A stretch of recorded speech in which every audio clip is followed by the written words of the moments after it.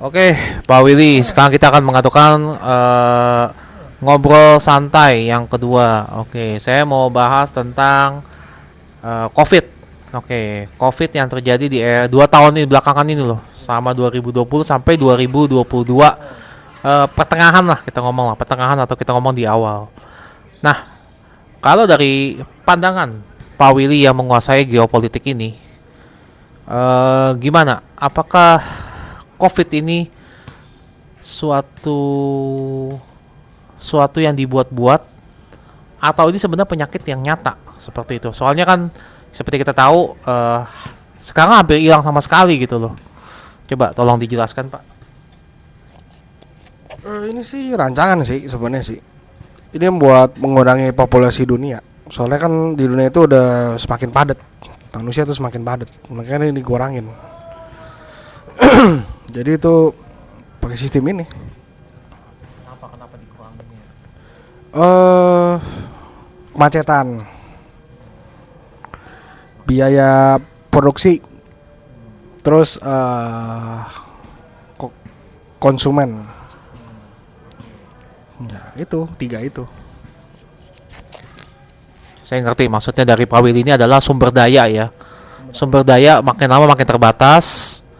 Jadi butuh lah istilahnya namanya penyeimbang alam ya, seperti itu maksudnya Pak Willy ya, penyeimbang alam ya. Dimana sekarang udah semakin banyak manusia dan juga sumber daya alam semakin sedikit. Seperti itu maksudnya Pak Willy? Kayak yang di time travel yang dari Amerika Latin tuh bilang shortage of foods, kekurangan makanan. Itu ke depan bakalan ada.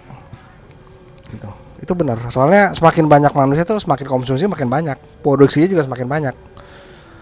Soalnya tuh kalau produksi makanan itu nggak cepat, butuh waktu.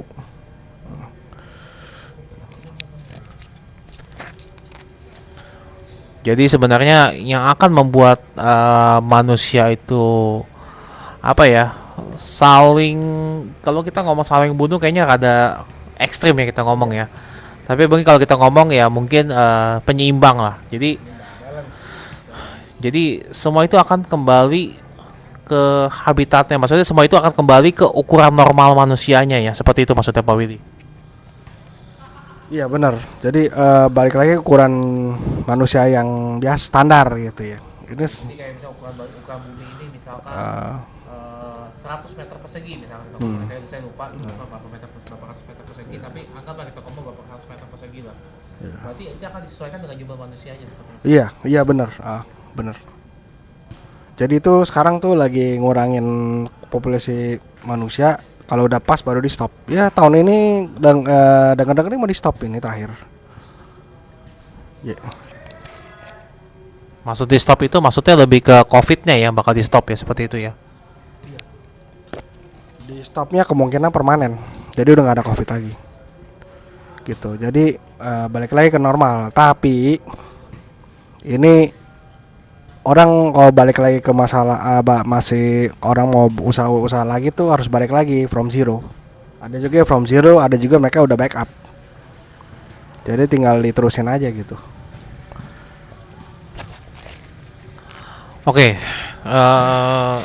dari yang tadi saya tangkap ini sebenarnya, yang saya tangkap ini sebenarnya kalau yang saya bisa telah, COVID ini sebenarnya adalah bikinan lah ya, seperti itu ya. Oke, karena berdasarkan ini semua adalah bikinan dan tujuan bikinan ini adalah, maksud tersembunyi adalah untuk mengurangi populasi manusia. Oke. Nah, pertanyaan saya sangat mudah nih untuk saat ini. Kita sebut aja negara apa yang sebenarnya ada di balik COVID ini. Coba tolong dijelasin.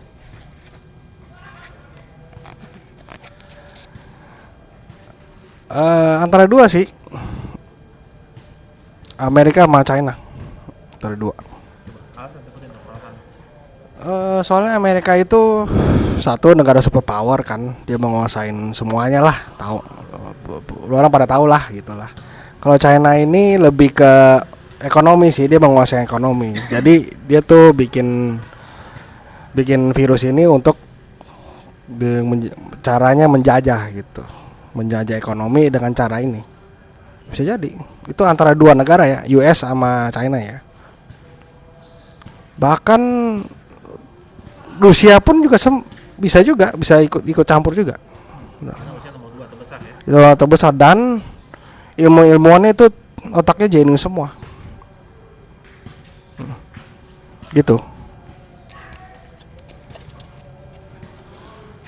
Oke, berarti ada 3 negara tersangka ya, seperti itu ya. Oke, kalau untuk Amerika, saya maklum lah, karena Amerika itu kayak post power syndrome ya. Di saat mereka jadi negara gede, sekarang mereka udah mulai berkurang tenaganya. Yang saya bingung sebenarnya, yang tadi Pak Willy bilang sebutan namanya istilahnya China dan Rusia. Soalnya kan kalau kita ngomong China, kalau negara-negara itu terkena COVID sampai negara itu bangkrut, ya siapa yang mau beli barang-barang dari China seperti itu? Coba tolong dijawab. Ada sebagian masyarakat China udah kena. Cuman mereka tuh jarang kan ada berita-berita ada yang kena COVID kan. Itu kemungkinan mereka disembunyiin. Banyak. Alasannya kenapa China mau bikin Mereka mau itu nguasain ekonomi. Jadi tuh negara yang udah kena COVID, krisis ekonomi, baru mereka supply. tapi kalau negaranya sampai bangkrut, Mereka ambil alih. Mereka yang supply pelan-pelan, tapi nggak cara ngejajah frontal. oke, saya udah ngerti berarti sekarang. Jadi kalau konsepnya negara China itu sebenarnya lebih banyak mengambil ahli negara tersebut ya. Lebih tepatnya mungkin jadi negara dia lah. Jadi kayak extension negaranya dia, mungkin seperti itu maksudnya ya. Oke. Oke, kalau untuk Amerika, China saya ngerti lah motivasi di balik itu. Saya mau tanya, motifnya Rusia itu sebenarnya apa itu? Apa itu? Kenapa dia masih mau bikin COVID? Kalau misalkan dia yang bikin ya, misalkan dia bikin, kita nggak tahu. Oke, coba. Sama, dia menguasain ekonomi juga.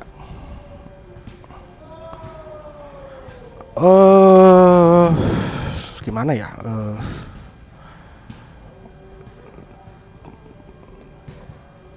Nggak beda jauh sih sama China.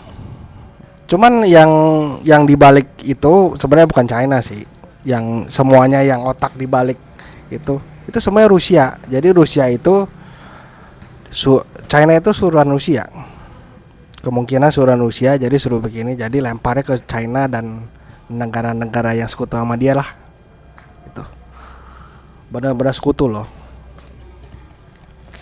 Oke, jadi sebenarnya otak di balik ini semua yang berhubungan dengan China itu pasti hubungannya ke Rusia ya. Oke. Baik, berarti Rusia itu, jadi China itu adalah negara boneka lah ya kalau kita bisa bilang seperti itu.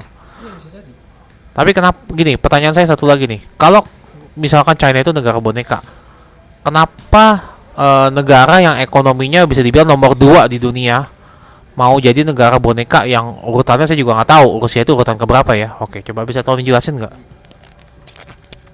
Waktu China di tahun 1911 1910 ya, itu awal-awal abad 20 lah, 1900 lah. Jadi kerajaan Manchu itu kan udah mulai runtuh. Itu munculnya revolusi China.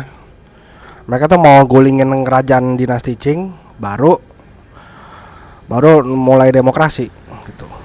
Jadi mereka tuh Rusia datang ke China untuk bikin Marxism, untuk pengaruhi orang-orang di China supaya ngikut komunis. Soalnya kenapa? Saking banyak populasi di China nggak bisa dikontrol, harus pakai cara komunisme begitu. Jadi People's Republic of China gitu.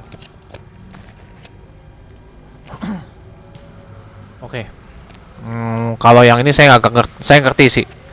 Karena masyarakat terlalu banyak, jadi susah untuk dikontrol. Jadi harus menggunakan sistem komunisme. Ya, sayap kiri ya. Saya ngerti berarti. Berarti sebenarnya sayap kiri itu lebih ke penyamarataan kalau saya baca itu. Karena jumlah penduduk banyak, otomatis kalau sampai mereka menggunakan sistem kapitalis pasti banyak orang-orang terlantar, banyak orang-orang miskin, ya mungkin banyak juga orang-orang yang mungkin hari ini makan, besok nggak bisa makan, atau hari ini masih hidup, besok mati gitu. Maksudnya seperti itu ya. Ya maksud gue seperti itu. Jadi tuh mereka habis gulingin raja dinasti Qing itu, otomatis mereka tuh punya sistem baru namanya komunisme. Mereka tertipin komunisme itu biar bisa kontrol masyarakat mereka gitu. Tapi kalau yang saya lihat seperti ini, berarti sebenarnya komunisme itu sudah bagus dong. Karena kan penyamarataan, otomatis kan nggak ada yang ini saya baca ya. Nggak ada yang kaya, nggak ada yang miskin dong. Berarti seperti itu kan? Berarti otomatis kan? Maksudnya nggak ada jomplang yang kaya dan si miskin gitu kan? Bener nggak seperti itu? Iya bener. Soalnya saking banyak populasi orangnya saking banyaknya gitu, agak susah dikontrol. Tapi kenapa dibilang komunisme itu jelek? Soalnya dictatorship, diktator itu salah. Ada bagusnya, ada salahnya. Tapi menurut gue itu dua-duanya nggak bagus. Gitu. Jadi kalau untuk China itu karena ada hubungannya ke dictatorship ya, seperti itu ya. Komunisme itu lebih ke dictatorship. Nah, tapi kan gini kan, kalau kita lihat ya, sebenarnya penduduk China itu besar, penduduk Indonesia juga besar. Nah, cuman saya pertanyaan satu, bisa nggak sih sebenarnya Indonesia itu kembali ke zaman-zaman di era, ya kita tahu lah ya, era sayap kiri lah, kita ngomong seperti itu. Kira-kira bisa nggak seperti itu? Kemungkinan bisa. Kemungkinan bisa, asalkan orangnya tertib dan mengerti hukum ya. Bisa balik ke era-era komunisme. Oh enggak. Oh maksud lo itu nggak bisa. Sekarang udah nggak bisa, udah nggak bisa. Soalnya negara ini demokrat, nggak bisa.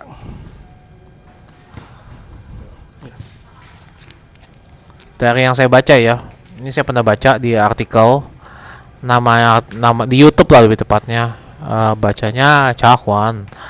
Nah saya yang baca itu baca sampai nonton sama aja lah ya. Saya nonton itu ya, saya lihat katanya di China itu mereka bingung gitu. Indonesia kan belum semakmur di seperti negara mereka. Kenapa Indonesia itu menganut sistem demokrasi? Nah, kalau dari yang saya nonton itu katanya sistem demokrasi itu yang bisa dipakai kalau semua pendidikan itu sudah merata. Nah, bagaimana menurut dari Pak Willy tentang sistem demokrasi ini? Sistem demokrasi di Indonesia, jujur aja sih payah sih. Sebenarnya payah kenapa? Bukannya sih gua jelekin ya, cuman SDM-nya harus dibagusin. SDM-nya harus dibagusin, dirubah sistemnya. Jadi kasih orang tuh kerjaan lah, job apa gitu. Orang yang kena bencana alam tuh dibantu. Menteri-menteri di sini harus mikir gitu. Masyarakatnya kesian gitu. Mau makan apa gitu. Jadi tuh Maaf, saya cut bentar. Tapi dari saya tangkap ini sebenarnya Pak Willy ini sebenarnya mendukung sayap kiri loh, Marxisme. Ini kan penyamarataan kan, pemerintah harus bantu rakyat dan sebagainya. Coba deh Pak Willy jelasin kenapa tadi kan awal pembicaraan lebih dukung sayap kanan, harusnya sayap kanan. Kenapa tiba jadi ke sayap kiri nih? Nah ini pertanyaan gini nih, ini menarik nih. sayap kanan juga ada yang sama seperti itu. Yang dukung rakyat, utamain rakyat. Kalau kita nggak ada dukungan dari rakyat, sayap kanan gimana mau maju? Sayap kiri juga sama, tapi sayap kiri ada berlebihan. Contohnya kayak pajak harus bayar, nggak masuk akal lah. Bayarnya gini, lebih lah. Kalau sayap kanan tertib bayarnya, cocok dengan pengeluaran pajak itu, pembukuan lah. Oke, baik. Berarti sayap kiri itu lebih ke masalah pajak. Oke, saya setuju nih. Saya setuju soal ini pajak. Cuman gini, Pak Willy, ini kan saya kurang lebih saya pernah dengar ya di negara-negara Eropa. Ya mungkin saya negara-negara Eropa sebenarnya dulunya menganut sayap kiri juga ya. Cuman saya pertanyaan cuma satu nih. Misalkan dari Pak Willy ya, misalkan tinggal di Indonesia. Ternyata Indonesia ini menganut sistem sayap kiri. Oke, kita ngomong seperti itu. Tapi pada saat Pak Willy ini nggak ada kerjaan, atau Pak Willy ini yang kita ngomong amit-amit ya dipecat dari kerjaan, Pak Willy dikasih uang sama dari negara. Menurut Pak Willy, apakah itu salah? Apakah itu benar? Seperti itu. Coba tolong dijawab. Dikasih uang sih bener, tapi lebih bener lagi dikasih cariin kerjaan baru gitu, cocok sama yang dipecat itu.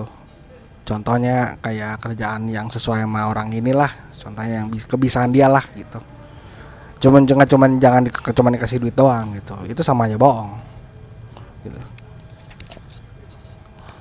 Jadi dikasih pekerjaan ya, seperti itu ya. Kalau menurut saya itu sebenarnya lebih ke sayap kiri, karena memberi pekerjaan itu kan berarti penyamarataan kan, berarti nggak ada orang yang nganggur seperti itu. Nah, sebenarnya kan yang saya lihat nih, ini kita melihat masyarakat Indonesia ya saat ini ya. Sebenarnya menurut saya Indonesia itu sebenarnya lebih condong ke sayap kiri sih sebenarnya. Maksudnya kebersamaan, sama rata, gotong royong dan sebagainya. Nah, kalau menurut Pak Willy sendiri, mungkin nggak sih kalau yang kita terapkan selama ini demokrasi apa lebih condong ke kanan? Apakah itu benar? Udah benar atau belum? Apa sebenarnya emang harusnya ke kiri? Coba tolong dijawab. Kalau gue lihat sih lebih ke kiri sih. Ke kiri, lebih cocok kiri. Soalnya ya SDM-nya belum dirubah soalnya. SDM-nya harus dirubah. Jadi orang mau bisa mikir gitu. Ya. Paham. Jadi sebenarnya Bukan masalah saya kiri kan, SDM-nya harus dirubah. oke. Nanti baru kelihatan kiri atau kanan. Oke, berarti sebenarnya penyamarataan SDM itu sebenarnya diperlukan di Indonesia saat ini kan, seperti itu lah ya. Karena penyamarataan itu berarti karena kita belum sama rata nih, otomatis kan kita penyamarataan harus diadain, tapi karena kita belum sama dan rata, berarti harusnya kita bukan pakai ideologi demokrasi, betul nggak seperti itu? Iya benar. Iya. Itu bukan berarti ini negara komunis, bukan. Cuman di sini masih pakai sistem kiri. Sistem kiri itu nggak harus komunis, nggak harus komunis. Ada waktu zaman dulu ada sayap kiri yang ekstrim dan sayap kiri yang biasa aja. Itu dibagi dua.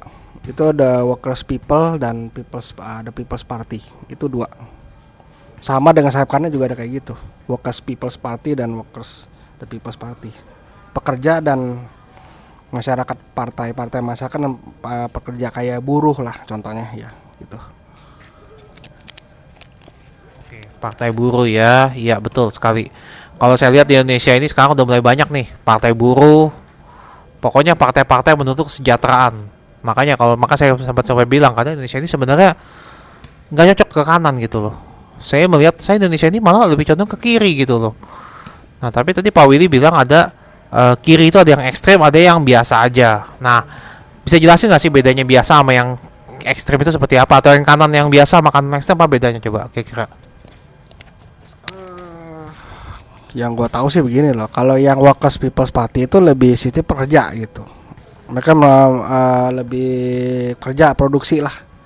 Kalau ada People's Party lebih ke masyarakat gitu, kebersamaan gitu. Bedanya di situ.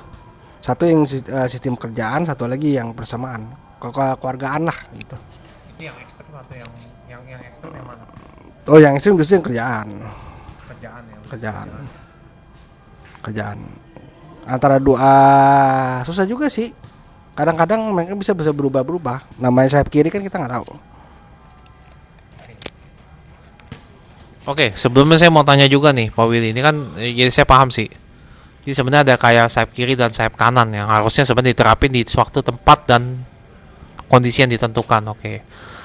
Sebenarnya kalau dari Pak Willy sendiri bisa nggak sih melihat partai apa yang di Indonesia ini yang lebih condong ke kiri dan yang lebih condong ke kanan? Tapi maksud saya bilang condong ke kiri ini adalah benar-benar kebijakannya ke kiri ya, bukan kebijakan kiri tapi ambil untung juga. Berarti kan kalau kebijakan kiri harusnya semua buat rakyat. Kalau misalkan kebijakan kanan berarti mencari untung sebesar-besarnya. Nah, sebenarnya kalau lihat di Indonesia ini ya cocoknya yang mana gitu. Gue ngomong apa enggak ya? Sebenarnya itu bukan salah rakyatnya sih, menterinya itu yang salah. Nggak boleh serakah. Harus pentingin masyarakat juga. Nanti kalau satu saat mereka butuh suara kan dari rakyat juga dong. Kalau mau ngangkat diri menteri itu, mau ngangkat dirinya menjadi presiden atau gubernur, mereka butuh rakyat. Kalau rakyatnya nggak seneng, contohnya misalkan ada ini yang korup kan, ada korup, mereka seneng nggak bakal dukung. Makanya jadi menterinya sendiri. Kelakuan menteri itu yang tentuin negara, menteri atau presiden, ini tergantung. Oke, baik.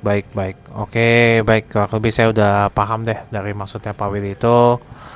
Jadi kesimpulannya adalah sebenarnya kita harusnya lebih arah ke kiri, tapi kiri jangan kiri ekstrim. Seperti itu.